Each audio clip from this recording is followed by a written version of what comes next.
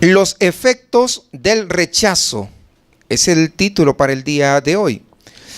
Hechos capítulo 4, versículo 23 hasta el 37 vamos a estar viendo. Nosotros habíamos visto con anterioridad desde el versículo 1 hasta el versículo 22, donde los gobernantes, los religiosos, los líderes religiosos no estaban respondiendo bien al mensaje de los apóstoles. Cuando veíamos el versículo 1 al 4, ellos se molestan con Pedro y Juan porque están predicando al pueblo acerca de lo que es Jesucristo. Pero Pedro y Juan no se inmutan. Estoy entrando un poquito en contexto, hacerles recordar de qué se trató lo que habíamos hablado. Ellos le dicen, ustedes lo mataron. Tuvieron que haber sido gente no por sus fuerzas, sino como dice la palabra, llenos del Espíritu Santo de Dios, de que a ellos no les importó que le fueran a decir, que le fueran a poner cara de fuchi, que les vayan a insultar, que le vayan a decir lo que sea. Pedro le dijo muy claro las cosas. Ustedes lo mataron. Era un designio de parte de Dios, sí, pero fueron ustedes quienes lo mataron. No le bajó tantito al mensaje que el Señor le había dado. Y por esto es que los líderes religiosos responden a los apóstoles de la manera que lo estaban haciendo en el estudio anterior.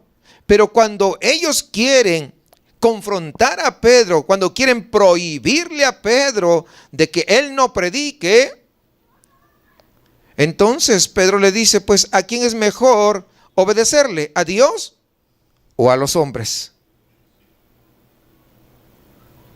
Y él no pierde la oportunidad para predicarles de Cristo. Y así tenemos que ser nosotros. Jamás debemos perder una oportunidad, aunque de repente veamos que las cosas son adversas. Tenemos que aprovechar cada oportunidad que Dios nos permite, de tal manera que podamos presentar el Evangelio de Cristo. Esa es la iglesia que Dios anhela, que jamás pierde una oportunidad para poder predicar el Evangelio. Cuando empezábamos esta serie decíamos, ¿usted quiere saber la iglesia que Dios anhela? Y dijeron, amén. Pues esta es la iglesia que Dios anhela. Ser llenos del Espíritu Santo, de tal manera que no tengas ese temor, que no tengas vergüenza, que no te dé pena, sino que siempre estés dispuesto a poder predicar el mensaje de Jesucristo. Esa es la iglesia que Dios anhela. ¿Y cómo respondieron los líderes religiosos? Ellos, en vez de arrepentirse con humildad, lo que ellos hicieron es tratar de callar a los apóstoles. ¿Recuerdan? No digan nada. Pero ellos se dieron cuenta de que provenían de parte de Dios. Y es lo que dice la Biblia. Ellos rechazaron a Cristo. Y hoy vamos a ver las consecuencias, los efectos de haber rechazado a Jesús.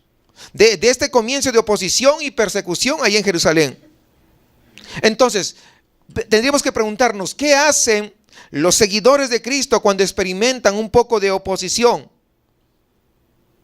Se van a la casa chillando, agüitados. No, ya no voy a evangelizar. No, yo ya no predico ya para que me vean así mal. No. ¿Eso es lo que es un verdadero hijo de Dios? Pues vamos a ver que los apóstoles no hacen nada de eso, aunque los rechazan. ¿Cuántas veces te han rechazado? Porque si no te han rechazado es que no estás predicando. Porque si predicas verdaderamente el verdadero evangelio, te tienen que rechazar. ¿Y sabes por qué te tienen que rechazar? No es porque quieras tú que te rechacen, sino que la palabra, cuando confronta el pecado, siempre va a tender a que la gente te diga, no, a mí no me deja, tú con tu religión y yo con la mía. No, ándate por ahí a predicar a otros. Ya ni me visites mejor, si vas a venir así. Y algunos, para mantener las amistades, se callan. Eso no es un hijo de Dios. Tal vez falta ser lleno del Espíritu Santo. Porque es el Espíritu Santo quien te da la valentía, no eres tú. Es el Espíritu Santo quien te da el arrojo, las ganas, el empuje, el ímpetu para poder hacerlo.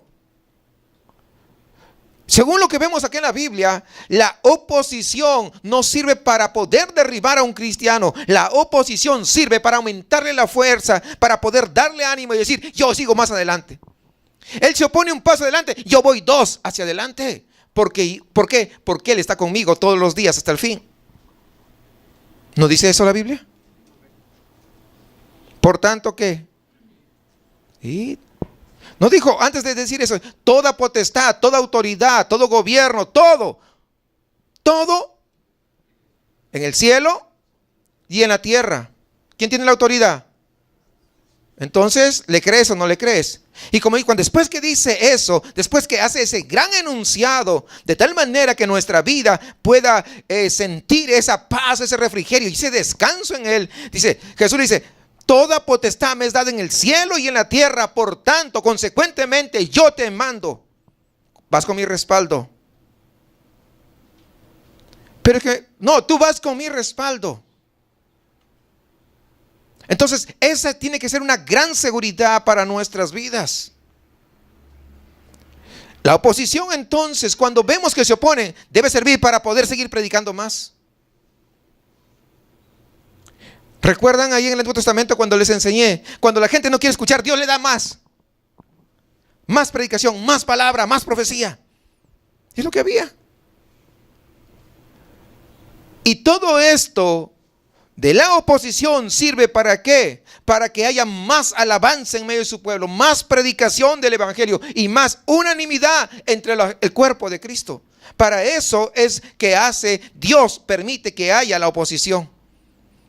¿No cree? Fíjese, vamos a ver. Hechos 4:23. Y puestos en libertad, ya después de que lo habían amenazado, ya los pusieron en libertad. Vinieron a los suyos y contaron todo lo que los principales sacerdotes, ahí están los religiosos, y los ancianos les habían dicho. Y ellos, habiéndolo oído, alzaron unánimes la voz a Dios y dijeron: soberano Señor, tú eres el Dios que hiciste el cielo y la tierra, el mar y todo lo que en ellos hay, que por boca de David tu siervo dijiste: ¿por qué se amontinan las gentes y los pueblos piensan cosas vanas? Se reunieron los reyes de la tierra y los príncipes se juntaron en uno contra el Señor y contra su Cristo. ¿Usted qué ve ahí? ¿No ve alabanza? ¿Ve alabanza ahí? Ahí está. Ahí está. Ellos alaban a Dios. ¿Por qué? Por una razón fundamental, porque ellos entienden, porque ellos saben que Dios está en control de todas las cosas. Eso es. Muy a menudo, hermanos, se nos olvida a nosotros que Dios está en control de cada circunstancia, aún de las cosas malas que nos pueden estar pasando. A Dios no se le escapó de las manos. El problema es de que no se atreven a creer al Señor. Puede ser que Dios hizo las circunstancias malas para poder corregirnos, para poder seguir moldeando nuestro carácter, nuestra vida, para poder seguir trabajando en nosotros. Pero en otras oportunidades Dios no hace, pero Dios las permite que nos sucedan también. No importa por qué, Él está en control de ¿qué? De todo. Él está en control de todo.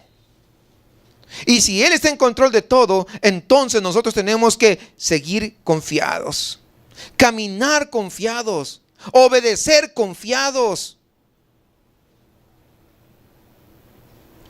Dice Mateo 10:29 respecto al control que tiene Dios: ¿no se venden 2 pajarillos por un cuarto? Con todo, ni uno de ellos cae a tierra sin vuestro Padre. Pues aún vuestros cabellos están todos contados, así que no temáis, más valéis vosotros que muchos pajarillos. Si aún los pajarillos Dios tiene control de eso, ¿cuánto más de nosotros? Entonces, ¿por qué a veces nosotros no somos coherentes con las promesas de la Biblia? No vivimos una vida coherente a ser hijo de Dios, a las promesas que están escritas. Y cuando viene una circunstancia apenas pequeña, ya se están agüitando, ya, no, mejor ya no voy. No. Entra el desánimo. Pareciera que no han puesto su fe y su confianza en el Dios Todopoderoso, en el Dios que da una palabra y la cumple, en el Dios que jamás se retracta las promesas que ha hecho a sus hijos. Si ni siquiera un pajarillo cae a tierra sin que nuestro Padre Celestial lo permita, sea que Él lo haga o que lo permita, ¿cómo es que vamos a creer que Él no va a tener cuidado de nosotros?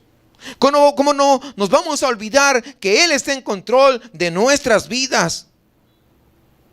Hermanos, esto nos tiene que de llenar de ánimo a nosotros.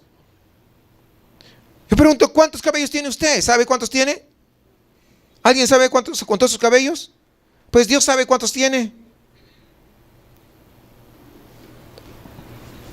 Para nosotros es tan insignificante. ¿O no es insignificante? Sí. Te cortas como quieres, te cortas para arriba, para abajo, te pintas del color que quieres. La mujer se alacia, otros se vuelven más chinos y hacen lo que se les da la gana porque casi como que no nos interesa, el cabello no es muy importante. Pero aún si no es tan importante, vamos a decir, y otros se dejan pelones porque les gusta. Y otros porque ya no pueden, pues no, igual. La razón es que el cabello es una de las cosas que menos le damos importancia. Porque ¿a poco no vas a saber que los tintes que se ponen en el pelo son malísimos para el cabello? Malísimos. Entonces no le damos importancia al cabello. Si lo valoráramos, pues no haríamos. Pero si, fíjate, a lo que yo voy, no le digo, no se pinte. No, usted píntese lo que sea, pero sea obediente al Señor. ¿A qué voy? Si no valoramos tanto el cabello, aún con eso que no lo valoramos, siendo algo, no es que sea insignificante, pero no tiene un gran valor, vamos a decir, como el corazón, por ejemplo, ¿verdad? O el hígado, componentes de nuestro cuerpo, ¿verdad? Entonces, sin embargo, Dios los cuenta. Dios sabe cuántos cabellos tenemos. Lo que está indicando es que Él tiene cuidado de cada uno de nosotros, sin importar qué tan pequeños nosotros seamos. Él está en control de todas las cosas que nos puedan pasar. Por esto, cuando experimentemos nosotros oposición o dificultades en la misión de predicar el Evangelio a toda criatura, deberíamos alabar a Dios y decirle: Señor, tú sigues estando en control de todas las cosas. En lugar de desanimarse, en lugar de decir: no, pues ya no le predico a mi familia porque quiero llevar la fiesta en paz. No, ellos ya saben, son tan grandes ya finalmente, y ellos saben, van a dar cuentas a Dios. Pero también vas a dar cuentas si tú no le predicaste. Si Dios te dio la oportunidad y tú no lo hiciste, también vas a dar cuentas. Porque es una responsabilidad. ¿De quién? Pues de la iglesia. Esa es la iglesia que Dios anhela, una iglesia que predica siempre, que no pierde oportunidad para poder hablar de Cristo. Y cuando hay oposición, ya chillamos, entonces ya no voy. No, tenemos que alabar a Dios porque Él es bueno, porque todo nos ayuda bien, lo bueno y lo malo. Dios sigue estando en control de todas las cosas. No solamente las cosas buenas, sino aún de las cosas malas, Dios sigue estando en control. ¿Por qué? Romanos 8:28, muy conocido por todos nosotros, dice: y sabemos, es decir, tenemos ese conocimiento, no nos agarra por sorpresa, y sabemos que a los que aman a Dios. ¿Cuántos aman a Dios? ¿Seguros? Bueno, entonces déjese de chilletas. ¿Por qué? Todas las cosas les ayudan ¿a qué?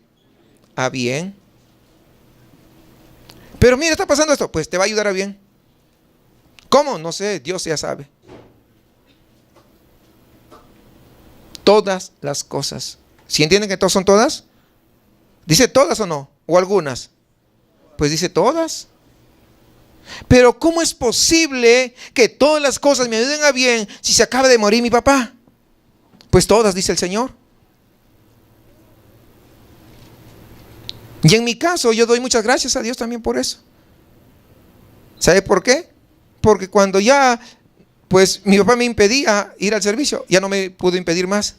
Entonces yo puedo glorificar a Dios porque pude servir y llegar hasta estos tiempos y estar firmes en el Señor. ¿Me ayudó para bien, sí o no? ¿Sí o no? Ah, bueno. Pero a veces no lo entendemos. ¿Se dan cuenta que no entendemos?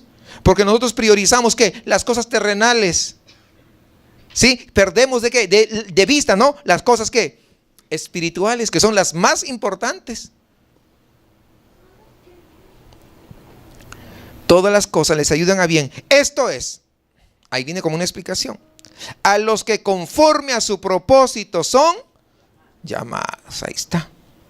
Entonces, hermanos, son palabras de ánimo para nosotros. Tienen que ser palabras de Dios, no son palabras de cualquier ser humano que hoy te dice una cosa y mañana otra. No son palabras del jefe que te promete aumentar, ya te pasó 5 años y sigues con el mismo. No, porque así es el jefe, así es el ser humano. Dice una cosa y no lo cumple. Pero Dios, lo que Él promete, Él siempre lo cumple. Entonces, el lugar más seguro para nosotros es mantenernos siempre en el centro de la voluntad, así, en el centro de la voluntad de Dios. Si estamos ahí y experimentamos problemas, experimentamos oposición, está bien, porque seguimos en el centro de la voluntad de Dios. Porque lo importante no es que no experimentemos oposición. Lo importante es estar en el centro de la voluntad de Dios. Lo importante no es que yo tenga grandes beneficios económicos, salariales. Lo importante es estar en el centro de la voluntad de Dios. Lo importante no es que yo todos los días tenga para comer e ir a los restaurantes de uno y de otro y de otro. No. Lo importante es estar en la voluntad de Dios, aunque tenga que comer tortillas con limón y chile. ¿Alguien dice amén? Pero no nos gusta, porque nuestra humanidad nos traiciona, porque nuestra humanidad nos hace ver, desviar la mirada de allá para ponerlo acá en las cosas de este mundo. No estoy diciendo que usted va a tener que pasar obligatoriamente eso, pero estoy haciendo un paralelo entre lo que verdaderamente es importante. Y cuando uno está en el centro de la voluntad de Dios, créalo, todas las cosas les van a ayudar para bien. Porque es lo que dice. ¿Por qué? Porque cuando estamos en el centro de la voluntad de Dios, entonces Dios, es lo que sabemos, ¿no? Y sabemos, por eso dice, ¿no? Por eso sabemos que Dios está en control de todas las cosas. Y aunque nos pasen algunas vicisitudes, Él sigue estando en control y tal vez permita una circunstancia para poder ayudarnos a crecer espiritualmente, para poder lograr el bien a nosotros, pero también para su propia gloria, porque Él, cuando salgamos, el nombre de Él será exaltado sobre todas las cosas. ¿Por qué? Porque entenderemos que no fue con nuestras fuerzas, sino fueron con las fuerzas de Él. Y a veces perdemos de perspectiva eso. No, es que yo le voy a echar ganas y no sé qué y que no sé cuánto. Y a veces no puedes, y estás ahí no puedes, y estás y no puedes, porque perdiste de perspectiva que quién está en control de todas las cosas. Pero cuando tú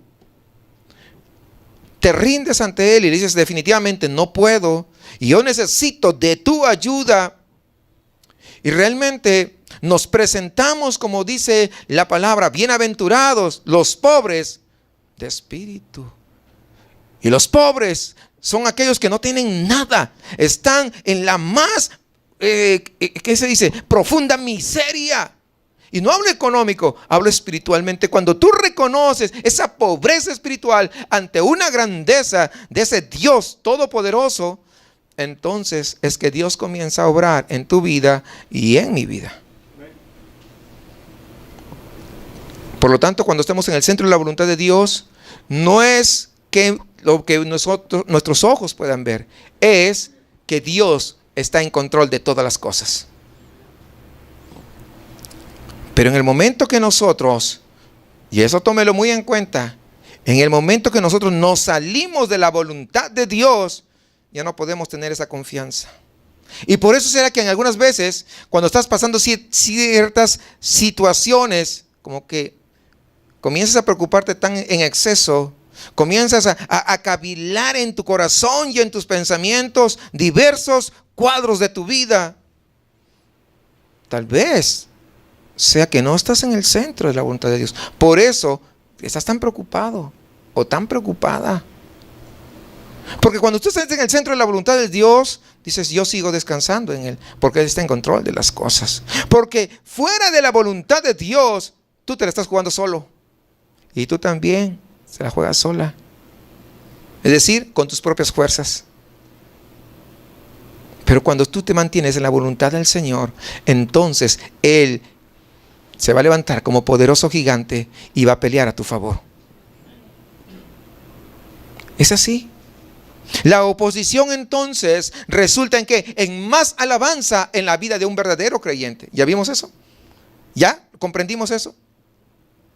O sea, cuando hay oposición, yo sigo alabando más. Pues opóngase más para yo seguir alabando más.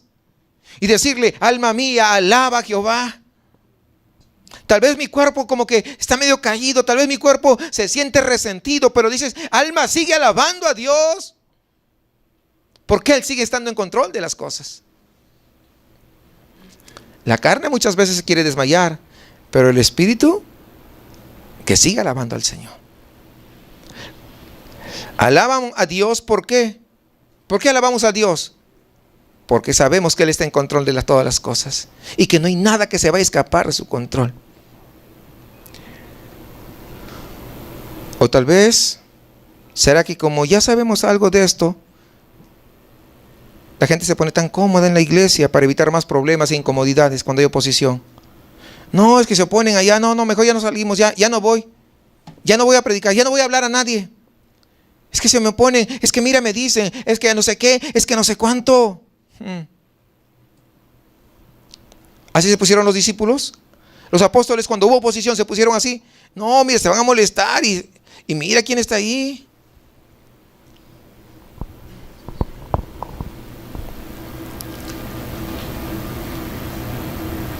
¿Cuántos de ustedes han dejado de evangelizar o predicar a sus amistades, a su familia, porque les pusieron una mala cara?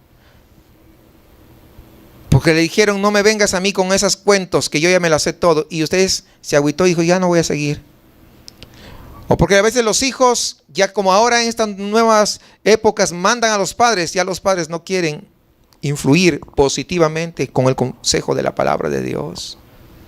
¿Cuántos de ustedes han callado su boca cuando tuvieron que haberlo abierto?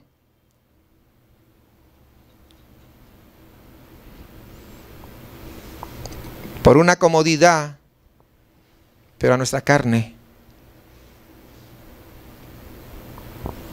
Yo creo que hoy espero que puedas ir reconsiderando tu postura como cristiano y que verdaderamente estás viviendo en el centro de la voluntad del Señor, entendiendo cuál es el propósito y cuál es el deseo, cuál es la iglesia que Dios anhela. Entonces ya vimos, versículo 23 al 26. Cuando hay oposición, ¿qué cosa hay? Más alabanza. Pero número 2, también hay más predicación. Fíjense, cuando hay oposición hay más predicación. Vamos al versículo 27. En este pasaje los creyentes siguen orando y después de alabar a Dios le piden algo. Fíjense, primero ellos reconocen que lo que sucedió y lo que estaba sucediendo forma parte del plan de Dios, o sea, que nada se escapa de su control.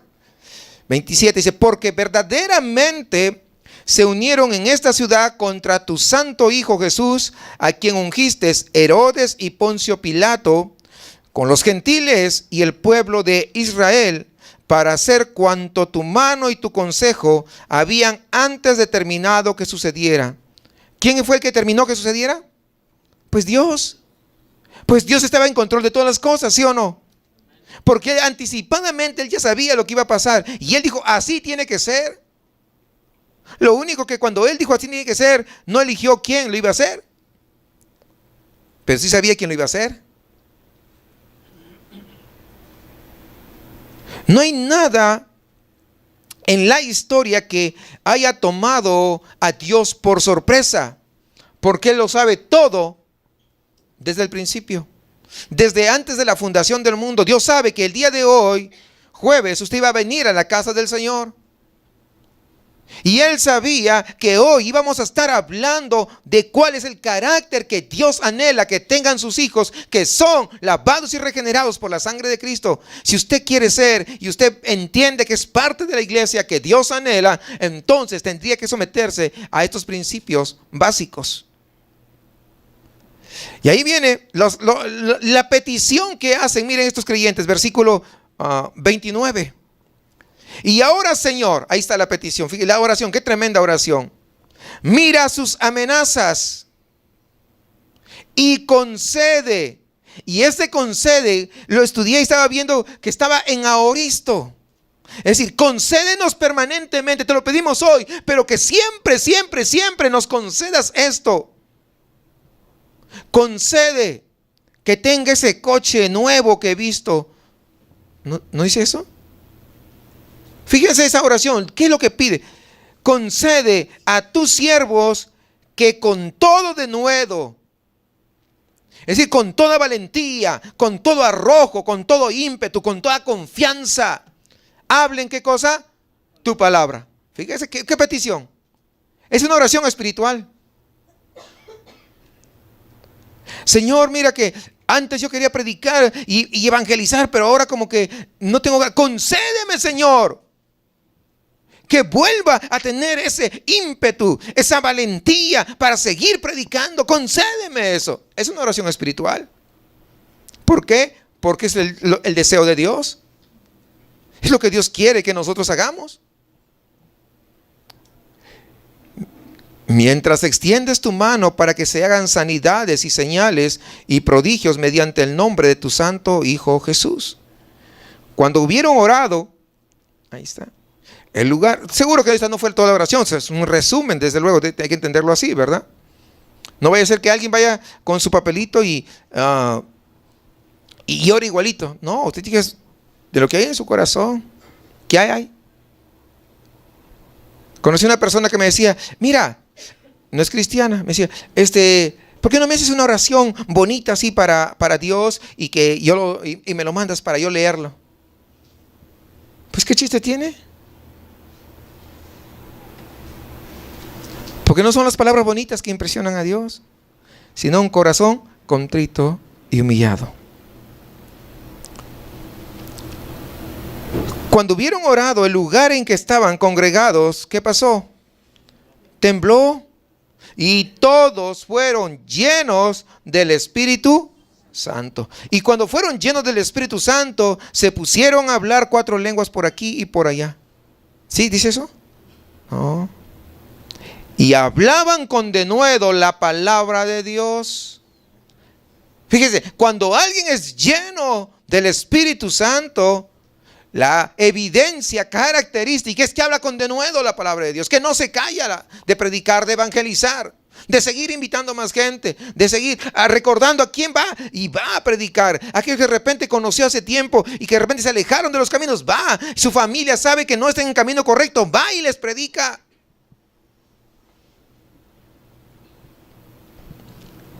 No piden por su salud, no piden por su comodidad, no piden que Dios quite la oposición, ni piden por prosperidad, ni más fruto, nada de esas cosas. Miren, esta es una oración espiritual. ¿Qué quieren estos creyentes? Ellos quieren denuedo para hablar la palabra de Dios a los inconversos. Tal vez ahí está una de las claves que nos está faltando. El poder decirle, Señor, dame denuedo para poder ir y predicar, para evangelizar. Y además habla de qué? De señales de confirmación, de que van a predicar de parte de Dios. Y ya habíamos visto de que las señales que Dios había dado a través de los diferentes dones eran para poder evidenciar que venían de parte de Dios. Y es lo que dice la Biblia. No es que uno le diga, no, la palabra nos dice. Incluso cuando Dios le dijo a Moisés, lo envió a Egipto, ¿recuerdan? ¿De parte de quién vienes? Pues ¿de quién? El yo soy. Entonces, Señor, no, eso es todo, ya lo entienden ellos.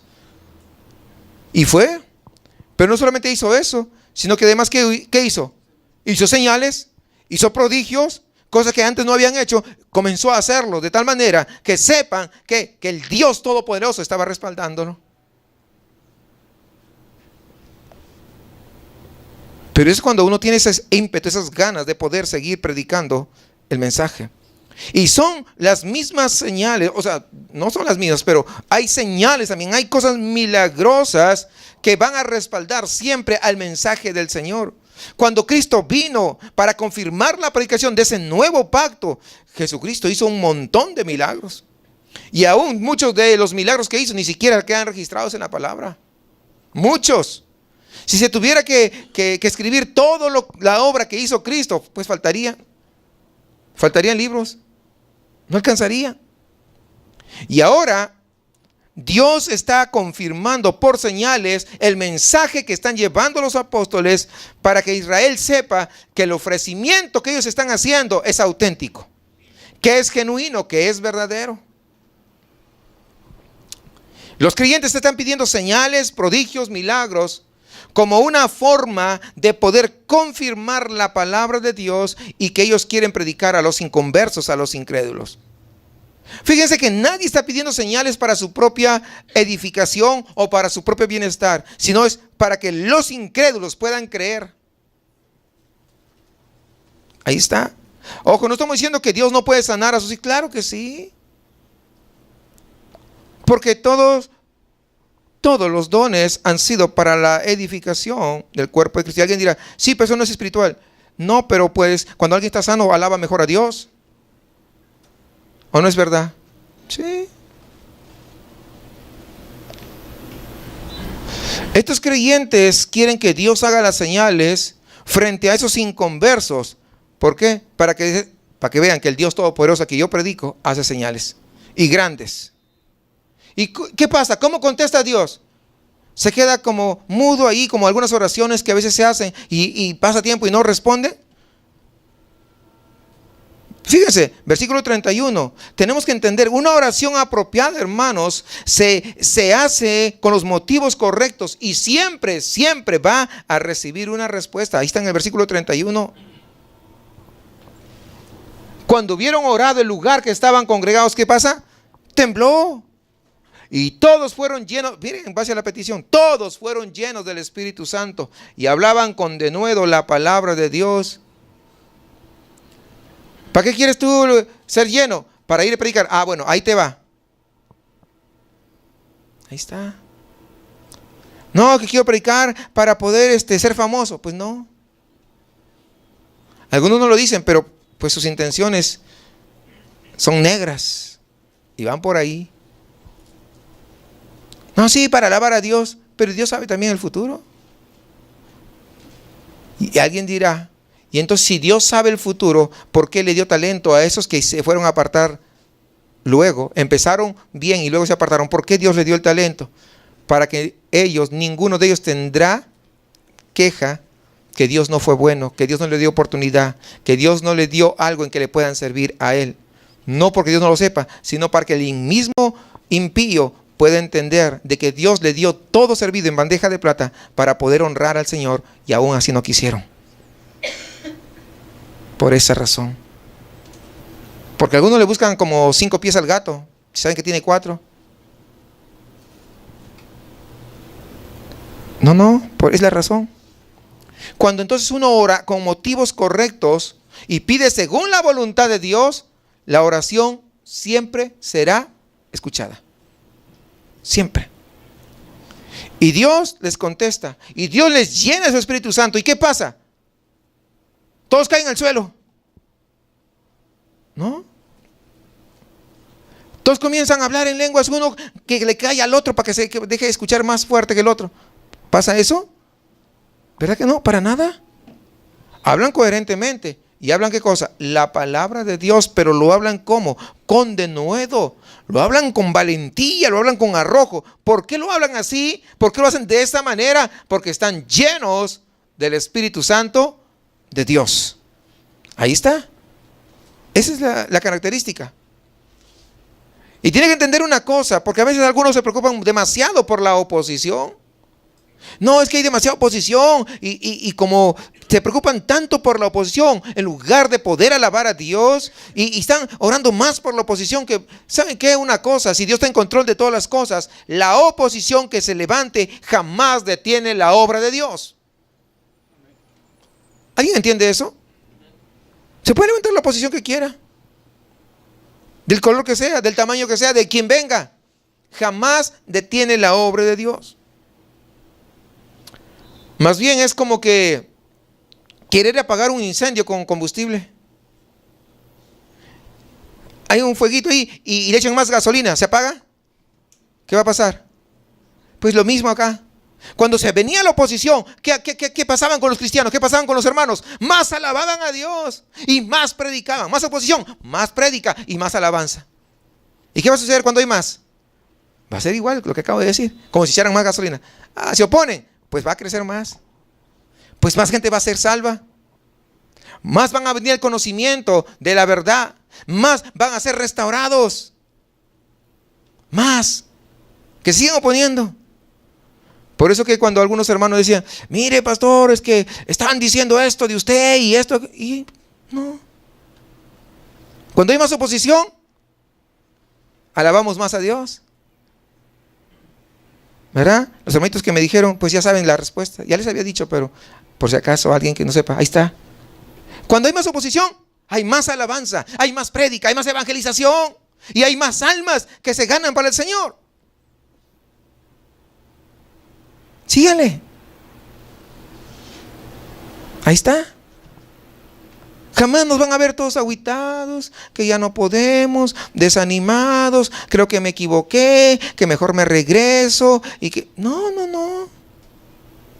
Porque estamos seguros de que estamos en el centro de la voluntad de Dios y que nuestro Dios tiene el control de todas las cosas.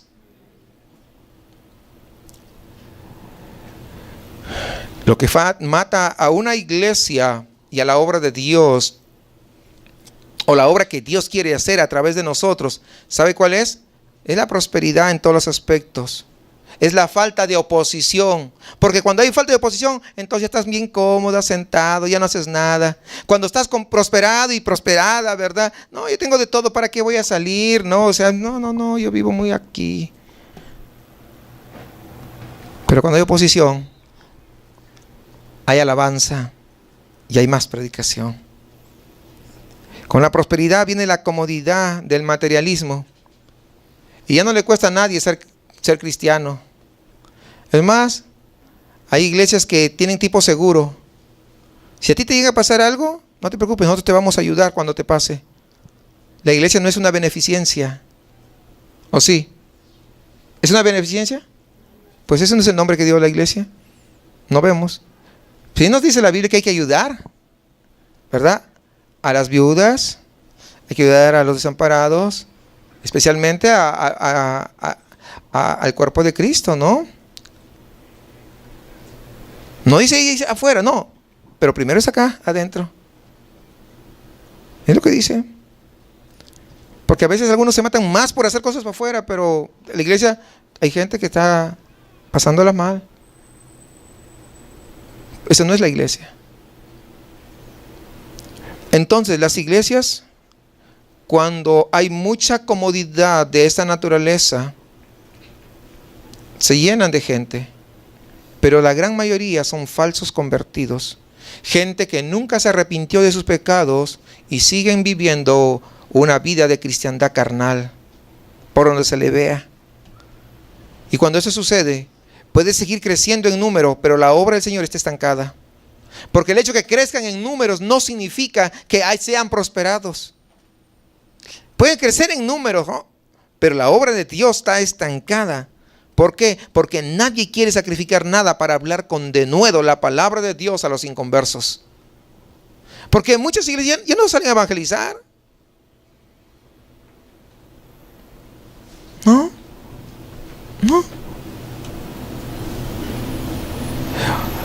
Otra vez vemos el cumplimiento de Timoteo, 2 Timoteo 2:3, en la condición de la iglesia hoy día. Dice, tú pues sufre penalidades como buen soldado de Jesucristo.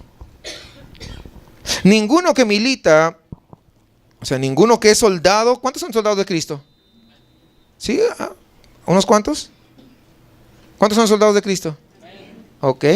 Acá está. Ninguno que milita, es decir, que está como soldado, se enreda en los negocios de la vida. Ahí está clarito. A fin de agradar a todo aquel que lo tomó por soldado. ¿Quién te tomó por soldado? Cristo. Entonces, no te enredes en los negocios de este mundo. De ningún tipo. Nada. No te digo que no trabajes, no. Digo que no priorices a esas cosas. No es así como alguien me dice, no, es que el pastor predicó eso y dice que ya no debo trabajar, entonces yo no trabajo. No. No te enredes. Trabaja, pero no te enredes de tal manera que te haga caer, de tal manera que te atrape ahí. La mayoría de los cristianos se han enredado tanto en los negocios del mundo. Tanto, hermanos.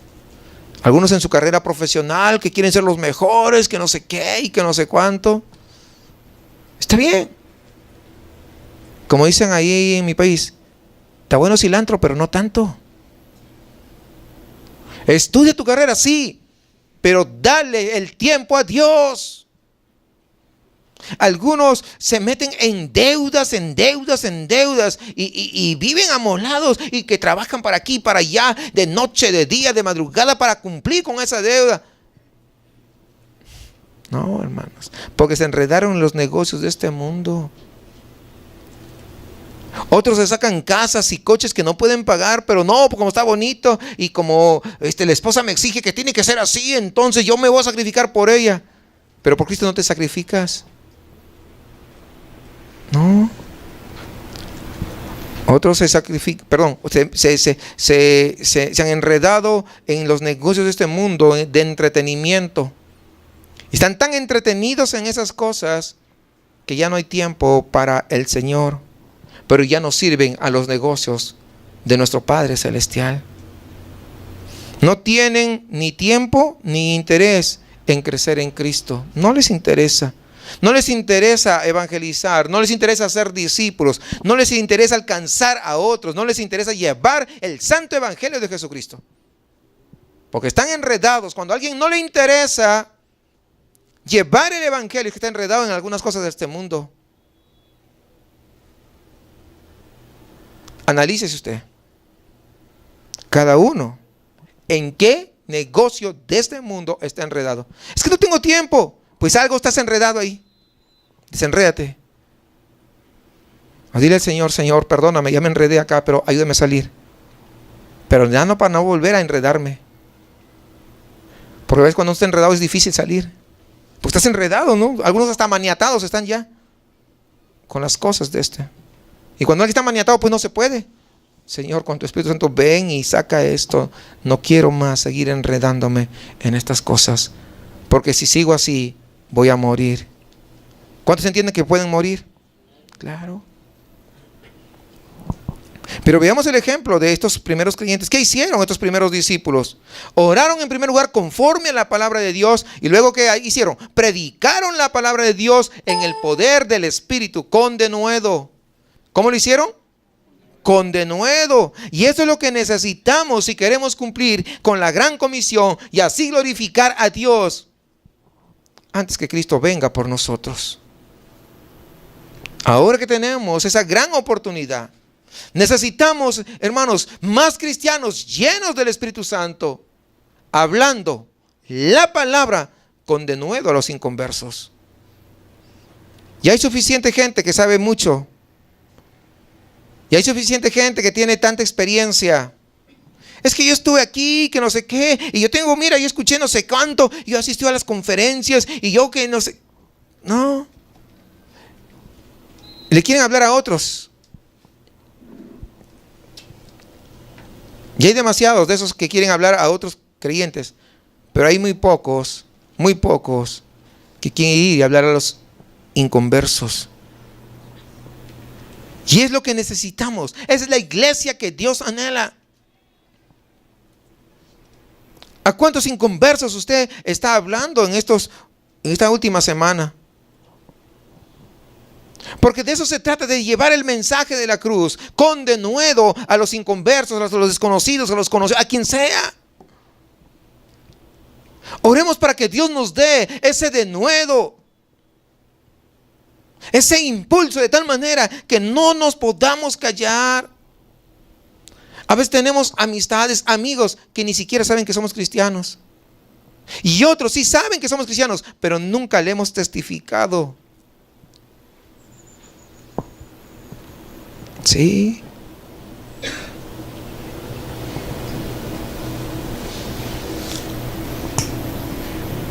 Vas a la escuela, vas a estudiar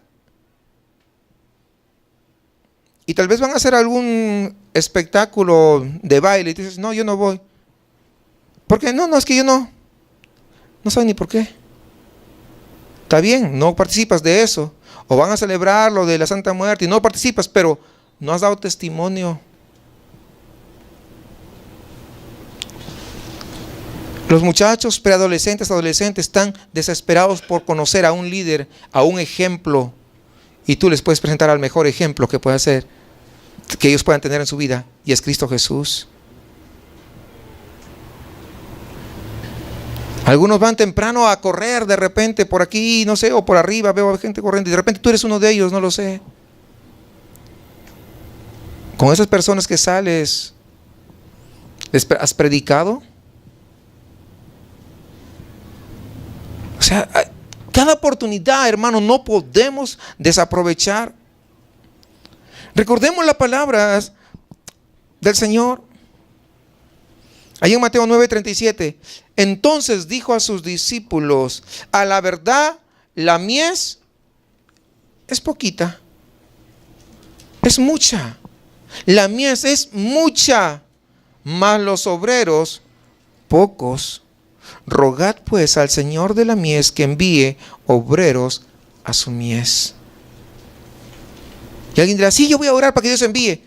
Pero también escucha que Dios te puede mandar a ti, de tal manera que tu corazón tiene que estar dispuesto a poder obedecer al Señor. Dice en Efesios 6:18, orando en todo tiempo, con toda oración y súplica en el Espíritu, no es una oración cualquiera, en el Espíritu, y velando en ello con toda perseverancia y súplica por todos los santos y por mí, a fin de que al abrir mi boca me sea dada palabra para dar a conocer con denuedo. ¿Cómo se tiene que hacer? Con denuedo. Y ya les expliqué varias veces qué cosa es denuedo. El misterio del evangelio por el cual soy embajador en cadenas, que con denuedo hable de él como debo hablar. ¿Cómo debes hablar? Ahí está, como debo hablar. Entonces, ya vimos, hermanos, la oposición acá en el libro de los Hechos, en el capítulo 4 que estamos estudiando, entonces resulta en más alabanza para Dios y en más predicación del evangelio, en más predicación de la palabra del Señor. Y lo último que veremos en este capítulo es que esta misma oposición también sirve como un pegamento, hermanos, con los hermanos unidos en el amor y el propósito. Es lo que va a lograr. Cuando hay oposición del mundo, cuando hay oposición de Satanás, ¿saben qué? Hay más unanimidad. Vamos al versículo 32 de Hechos 4. Vamos a leer 32 y 33. Y la multitud de los que habían creído eran de un corazón y un alma. Fíjense, un corazón y un alma. Y ninguno desea hacer suyo propio nada de lo que poseía, sino que tenían todas las cosas en común.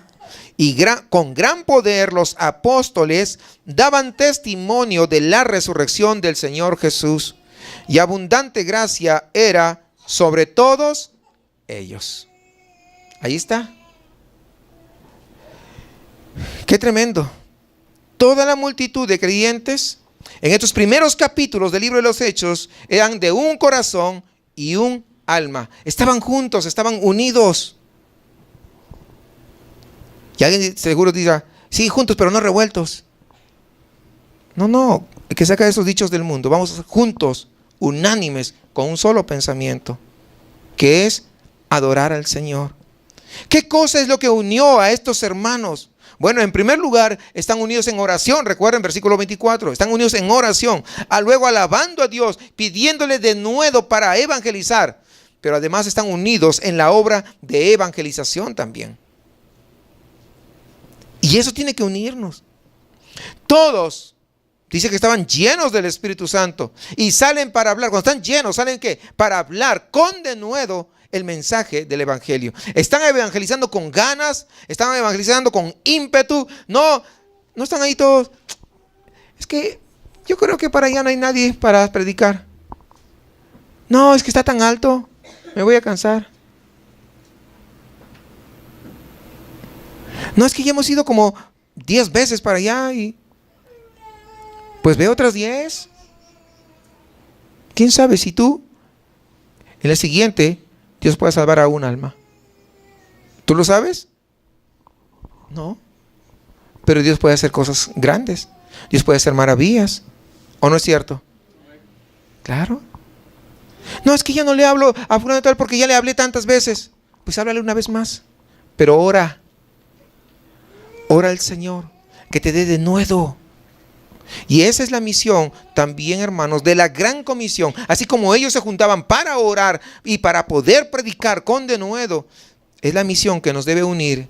Es el yugo, hermanos, que une a dos. En este caso, los bueyes están unidos por un yugo que no permite que uno vaya más adelante ni más atrás, que todos vayan a la misma par, a la par, caminen juntos. Y el yugo que nos une a nosotros es justamente nuestra misión de poder evangelizar, de poder discipular, para ser nuevos evangelistas, para ser nuevos creyentes, para ser nuevos predicadores, tal vez nuevos pastores que salgan de ahí, de todo eso. Porque ¿de dónde van a venir los pastores? Pues de eso. No, es que no es tan santo. Pues ¿quién nació santo? El que nos santifica es el Señor.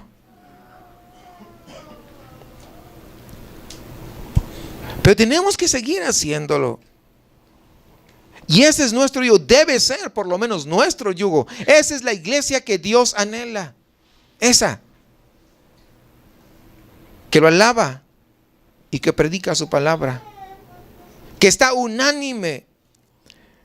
Versículo 34, vamos. Así que no había entre ellos ningún necesitado por la forma como ellos estaban haciendo las cosas.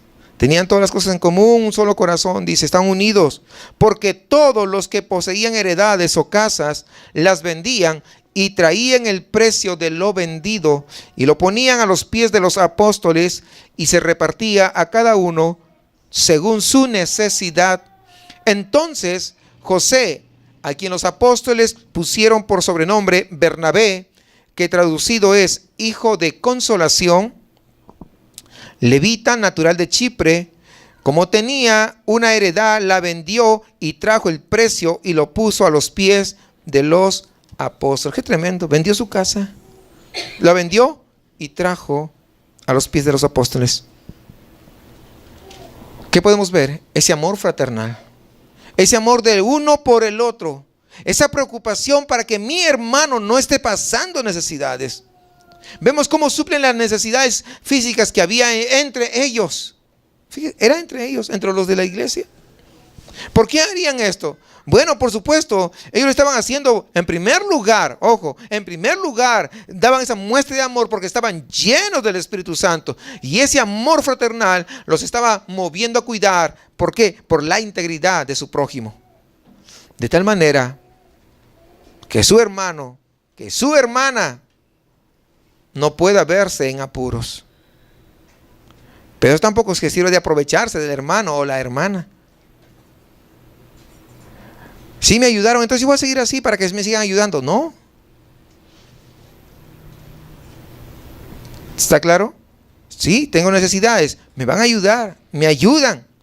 Pero yo hago mi mejor esfuerzo para poder también ver.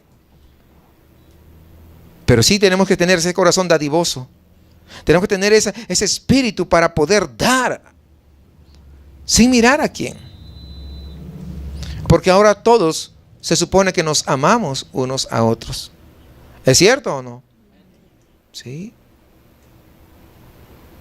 Pero yo quisiera decir que no se supone, que sí verdaderamente nos amamos unos a otros. Que tal vez no sepa el nombre de mi hermana que está por allá, o el nombre de mi hermano que está más allá al otro lado. Que tal vez no lo conozca, porque tal vez está viniendo más gente. Pero eso no quita que yo no ame a mi hermano o a mi hermana. ¿O sí? Pues que es la manera que tiene que ser así. Ahora, pero por otro lado, ya vimos, ¿no? Estaban llenos del Espíritu Santo y estaban llenos de amor, lógicamente. Porque el amor es uno de los frutos del Espíritu. ¿Recuerdan ustedes? Ahí está en Gálatas, muy bien. Pero recuerde también que ellos estaban esperando la pronta venida del Señor Jesucristo para establecer el reino mesiánico. Miren lo que dice Hechos 1:6, ya lo hemos visto de hecho. Entonces los que se habían reunido le preguntaron diciendo: Señor, ¿restaurarás el reino de Israel en este tiempo? Mire, o sea, está aquí. O sea, ellos esperaban casi de inmediato, ¿verdad? Luego, Hechos 3:19, miren, vamos a seguir viendo esto. Así que arrepentíos y convertíos para que sean borrados vuestros pecados, para que venga de la presencia del Señor tiempos de refrigerio. Y Él envíe a Jesucristo, que os fue antes anunciado, a quien de cierto es necesario que el cielo reciba hasta los tiempos de la restauración de todas las cosas, de que habló Dios por boca de sus santos profetas, que han sido desde tiempo antiguo. O sea, ellos saben que va a venir eso, que va a pasar. Y eso lo estamos viendo incluso el martes, ¿no? Va a venir otra vez. Y ellos pensaban que venía rápido. Cuando leemos ahí en Ezequiel capítulo 47 y 48, no lo voy a leer porque es pues un poquito extenso, ya usted lo puede leer. Ellos saben que el milenio, es decir, el reino mesiánico, va a venir. El Señor va a dividir la tierra prometida de nuevo. Va a repartir a cada uno de sus santos una heredad. Entonces, si va a venir pronto, ¿para qué necesito casa? Si Él va a dividir. Si Él me va a dar lo que considera que es justo, ¿para qué sigo con esa casa? Mejor la vendo y la reparto entre los necesitados. Ese es el criterio de ellos. ¿A usted quiere quedarse con su casita para siempre? Pues no, le tengo malas noticias. No va a ser así. El Señor va a hacer una repartición ahí diferente. Algunos están adornando su casa tan bonita ahí. ¿Y qué tal si le toca? El Señor dice: no, esta casita que lo adornó usted, le va a tocar al hermano que menos le caía, que le caía medio chinche, a él se lo va a dar, mire.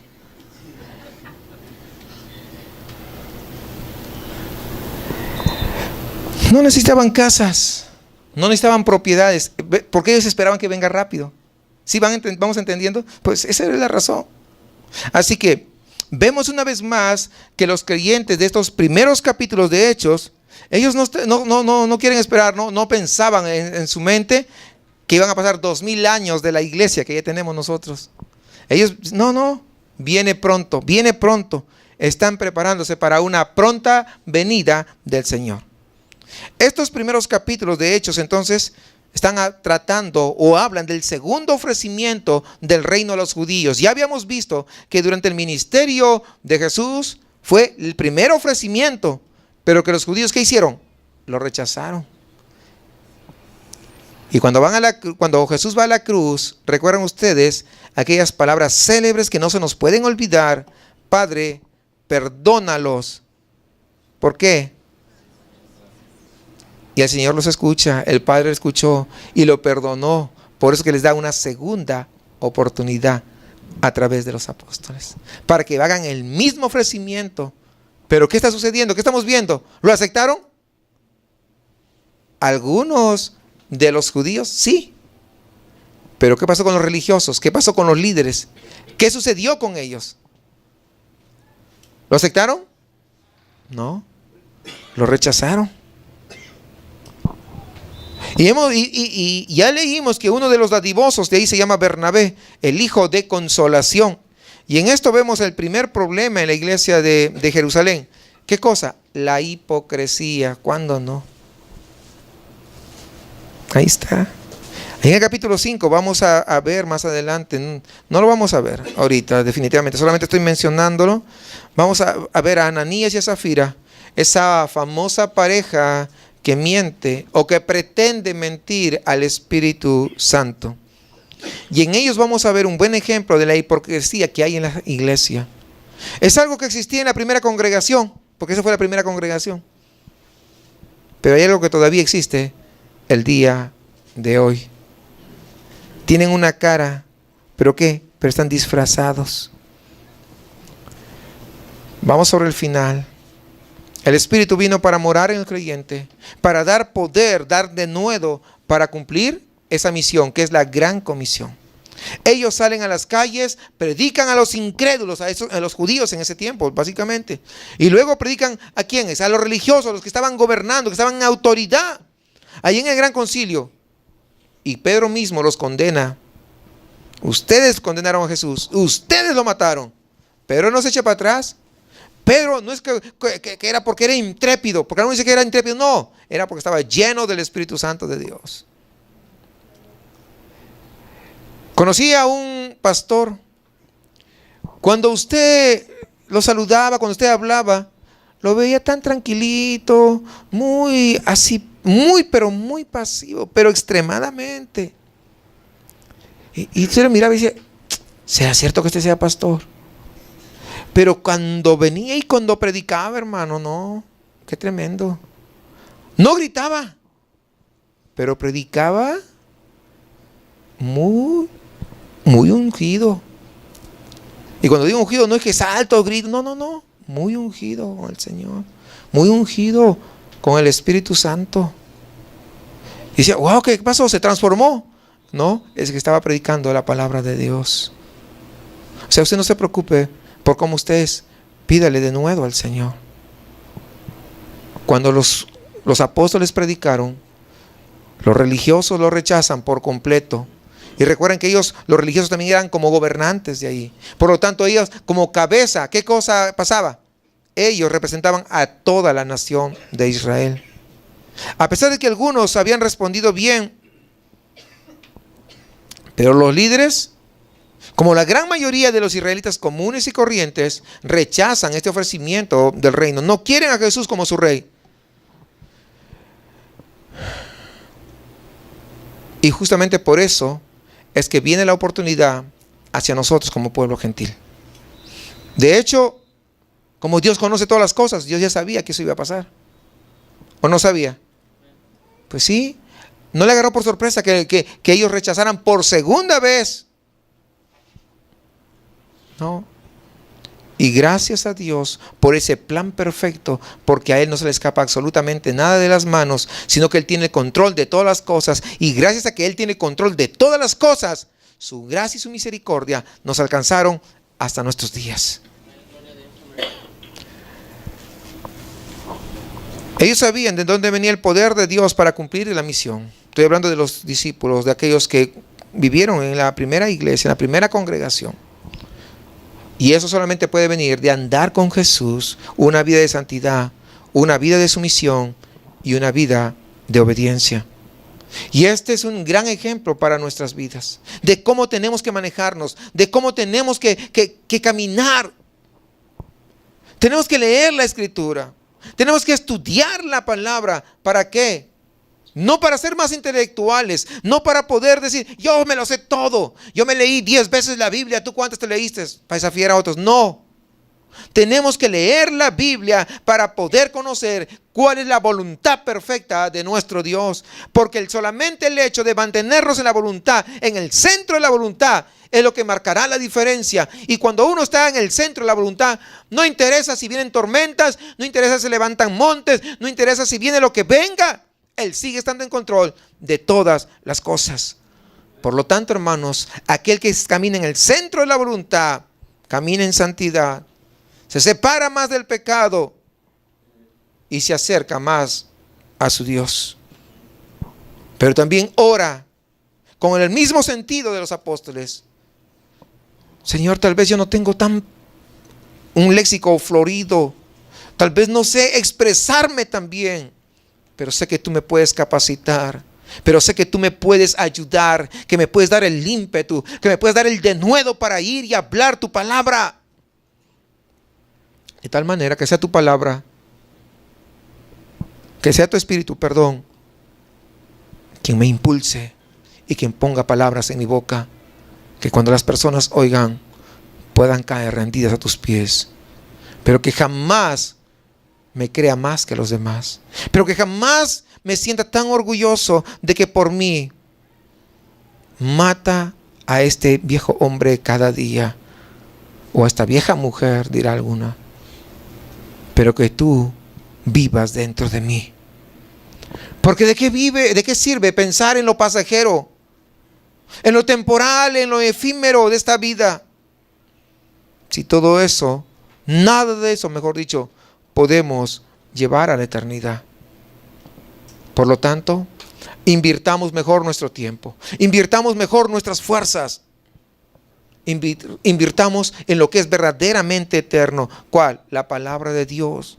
Invirtamos nuestro trabajo ¿en qué? En predicar la palabra a las almas que se pierden. Trabajemos para el reino de Dios y con ese trabajo démosle toda la honra y toda la gloria a nuestro buen Dios.